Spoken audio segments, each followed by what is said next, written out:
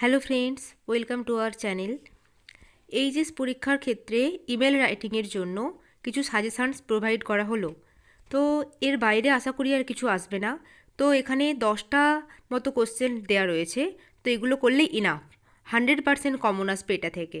তো তোমরা এগুলো একবার চেক করে নাও তোমাদের হয়েছে কি না। যদি তোমরা এগুলো না করে থাকো তাহলে আমাদেরকে কমেন্ট করে জানাতে পারো, আমি আনসারগুলো প্রোভাইড করে দেবো।